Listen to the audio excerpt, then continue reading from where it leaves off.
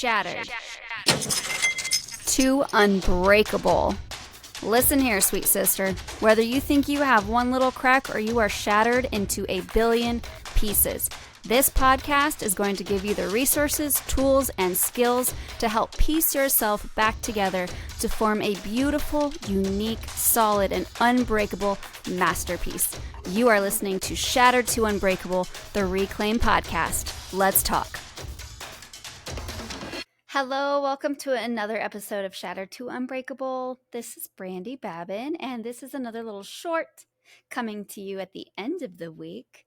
And I'm really excited about this. I learned this in a psychology course, and it's this really cool idea, maybe not for some of you, but I think it's really cool, that once you hit a certain amount of money or a certain amount of income, you don't get any happier. And I know this sounds really crazy, like, wait, why is that good news? It's because it puts everybody on an even playing field. So the median income in the United States, where all your needs are met, is $75,000. So this is just an average. This is for a whole household. Once you hit that $75,000 mark per year salary, your needs are met. You have the roof over your head, you've got groceries, you've got healthcare, you've got clothing and shoes, you've got an education, and that's really just the basic needs are being met at that point. And so anything above that is just extra. But when you make below the needs are met line, the stress that it causes is not healthy. And the longing for being able to provide or protect your family, that affects you. But once you have those needs met, your happiness level stays about there. Anything above anything above $75,000 doesn't correlate to happiness, being happier. And I thought this was so interesting because it's such a ingrained part of society to tell you, you need money to be happy. You need vacations to be happy. You need, this fancy car, these fancy shoes, these fancy clothes, this fancy house, all the knickknacks and the technology. You need all of this to be happy.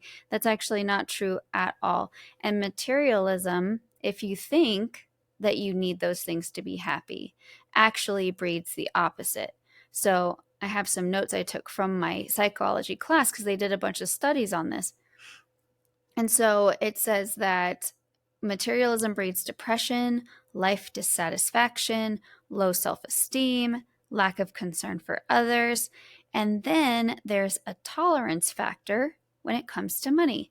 And what that means is once you have so much, you live up to that level and you need more to feel important or like your status is where it needs to be.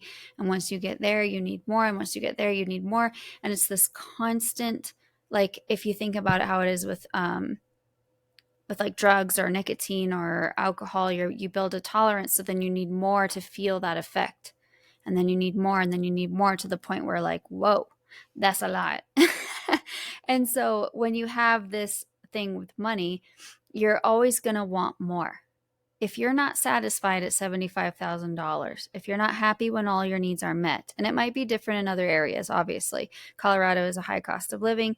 Like somewhere like Texas, you can get, that's like a lot for Texas, right? So just think about when all your needs are met, not the extras, but you've got food, water, shelter, clothing, safety, protection, healthcare. You have everything you need. Are you happy? You don't need the vacation. You don't need your nails done every 3 weeks. You don't need those shoes, although I can make some pretty great arguments about needing shoes. Lots of shoes. Anyway, once you have those needs met, are you happy? Because if you're not happy then, you won't be happy with double your salary, triple your salary, 10 times your salary. You will still have those voids. They will not be filled by money. However, if you're below where all your needs aren't met, that's the only place where money affects happiness. I thought that was so interesting, and I wanted to share that with you guys. So just think about that. as you go about your weekend, think about, am I happy without all this extra stuff?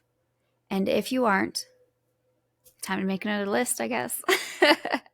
Time to start reflecting on your life and see, what is it? What is it I'm craving? Usually there's an emotional need that's not being met that's making you crave the financial stuff. So start thinking about that. Let me know if you need any help with it. Send me a DM or an email. Check us out on thereclaimstrategy.com.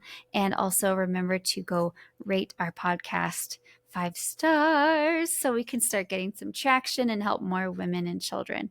I'll talk to you next week. Stay sparkly. Thanks for listening, you guys. I wanted to let you know our website has changed. Our new website is called thereclaimstrategy.com. I think it is so fitting. We also have a whole university full of free courses and downloads. So please go check that out. It's called the Reclaim University, or Reclaim You. I thought of it all by myself. So proud. And so hop on there and download some resources. Also, I would love for you to share this podcast. The more women we can get in front of, the more women we can save, and the more children we can affect. I love you guys. Stay sparkly. I'll see you next week.